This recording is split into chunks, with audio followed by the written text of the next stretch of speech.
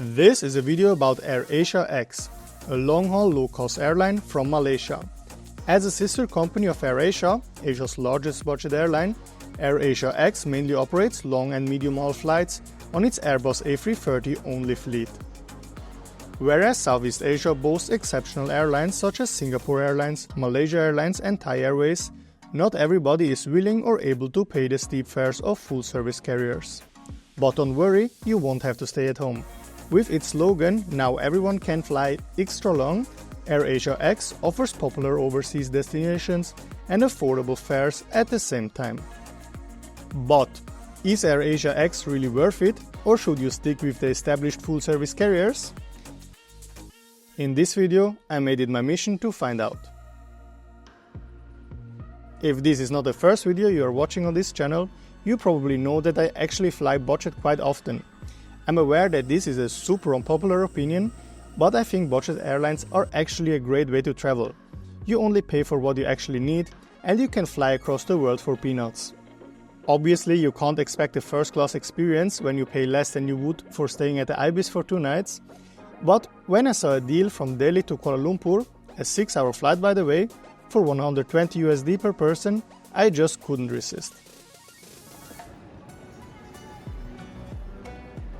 We arrived in Delhi Indira Gandhi airport on a domestic flight and were expecting to transit directly to our AirAsia X flight down to Malaysia.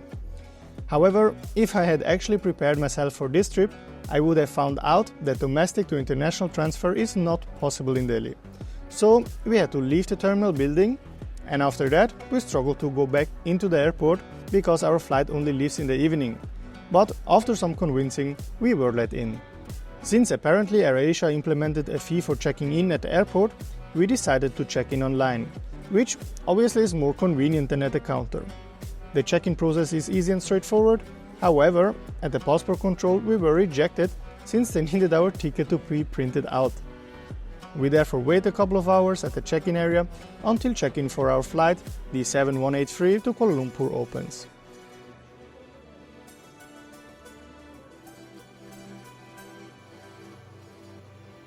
There is no separate line for people that checked in online, so I don't really understand what's the point of having an online check-in in the first place. Many passengers carry crazy amounts of luggage, resulting in basically everyone having a problem at the counter. So that was quite the hassle, but we made it. Check-in agent was not the friendliest, but yeah, somehow we were allowed to check in 2 bags, like our hand luggage. That's nice, even though it was mentioned that it's not included. Oh, but maybe they were just fed up with all the people bringing too many bags.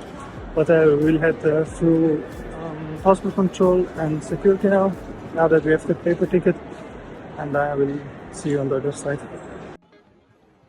I think, especially for Indian passengers, it comes as a surprise that AirAsia X only allows 7 kg of hand luggage and no checked-in bags in its base fare.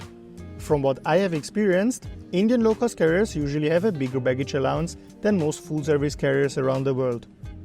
Compared with other airlines from Asia, AirAsia X is quite strict when it comes to its luggage policy. However, if you compare it with airlines in Europe and remember the low fares, I think 7 kg of hand luggage isn't that bad of an offer, and if you need more, you can still buy it, so that's not really an issue.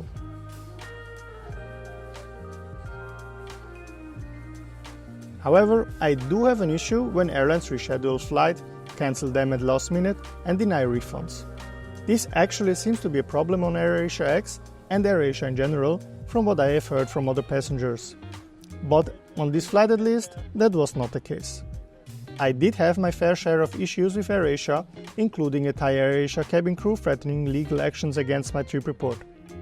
But I do try to be as unbiased as possible, and as I always say in my videos, no flight is the same and everyone's experience differs. If you had a different experience, feel free to comment, but remember how your mama raised you, so be nice to each other and don't act like a 5-year-old who doesn't get what he wants at the supermarket. What you can see here is the Encalm Lounge, or like the queue in front of it. I'm allowed entry thanks to my priority pass, which provides access to me and my friends. Yeah, no, the only friends I have are the voices in my head, and the only real person to stand by my side actually is this woman who somehow chooses to spend her life with me. And don't tell her to blink twice if she does not want to stay with me, because I will edit it out anyway. After eating the weekly food intake of an entire family, I decide to do some cardio. We actually still have 20 minutes until the gate is supposed to close, but now it already says final call, so we hurry a bit. The footage is a bit shaky as I am doing the closest thing to running that my body is capable of. It might not look very enjoyable, but I do look forward to flying with AirAsia X for the first time. As I have said before, I have some mixed feeling when it comes to AirAsia in general, but I'm quite curious how their long-haul product looks like.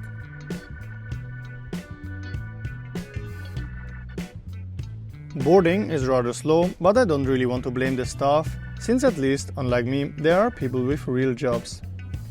As currently the fleet of AirAsia X only consists of Airbus A330s, it shouldn't really be surprising that our ride today also falls under this category. With an age of 17.6 years, this bird is not even barely legal. I apologize, that was just awful. As we are stepping onto the plane, we are welcomed by a smiling crew. When it comes to the cabin itself, it's quite apparent that the plane is not the newest anymore. There is some wear and tear, but overall it's clean, functional, and there is no bad smell. The same probably can't be said for myself, after I have been running to the gate for nothing. However, I'm not one of those posh trip reporters who complain about not having a shower on board. The cabin comes in a 333 configuration, and while the legroom is very narrow, the seats are surprisingly comfortable and can even be reclined. However, there are no individual air vents and not enough reading lights. Whether that's a standard for long-haul budget carriers is quite hard to say, since actually there are not many airlines that offer a similar concept like AirAsia X.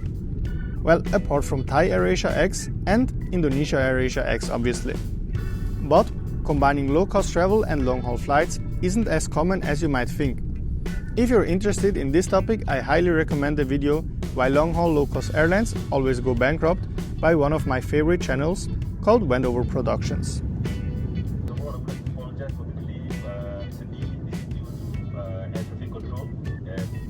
Food and drinks are not complimentary on AirAsia X. However, they can be purchased at reasonable prices on board or in advance. I go for Uncle Chin's chicken rice. The other options include different kinds of meal. I don't know, I was more interested in the big boy menu, which includes some nice refreshments. After having consumed the refreshments, you can return them at one of the plenty beverage return stations scattered throughout the cabin. The wear and tear is apparent here as well, but there is no bad smell and we even have a flower. With the in-flight entertainment consisting of the back of the headrest in front of me and the night over the Indian Ocean that is darker than my soul, there is not much to do apart from eating or getting drunk. However, after some extensive research, I came to the conclusion that 2 hours of sleep per night is not enough, and I therefore decide to get some rest until the sun is rising already.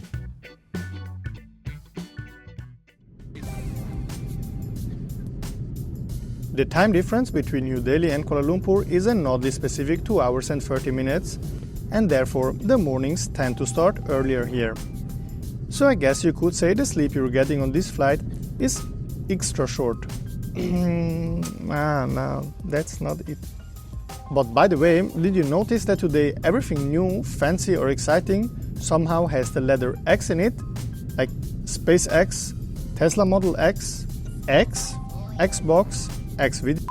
So obviously, there is also an X version of AirAsia. Along with its sister airlines, the flight map of AirAsia X once included rather unexpected destinations such as Tehran, Paris, Tbilisi, Almaty, Male and Honolulu. Nowadays, however, most routes in the Middle East and Central Asia, as well as all flights to Europe, Africa and North America have been terminated. And AirAsia X exclusively flies to airports in Asia and Oceania. I guess routes like Bangkok to Zagreb or Kuala Lumpur to Mauritius aren't exactly routes with a high demand, so I'm wondering why the hell they even decided to fly there in the first place. But overall, I do think AirAsia X is a valuable contribution to Southeast Asian aviation. I can't promise that you will have a great flight, since on AirAsia I have met both some of the best and some of the worst customer service out there. And you have to be aware that you will only get the bare minimum. Really, from getting business class-like treatment by super friendly and dedicated crew to literally being shouted at without any wrongdoing, the spectrum is big. I'd say in at least about 80% of the flights with AirAsia you will get lucky with amazing crew. However, once in a while you will encounter some crew that really have a bad day. Having different experiences with crew can of course happen on any airline. However, I find the contrast on AirAsia to be particularly striking. Obviously, AirAsia X can't be compared to full-service carriers, and I want to make clear that this isn't the goal of this video. However, if cost is your determining factor, then AirAsia X offers a promising long-haul alternative to the region's premium airlines. Another such alternative is the Singaporean low-cost airline Scoot. Click right here to watch the video. Thanks for joining in today, and see you next week.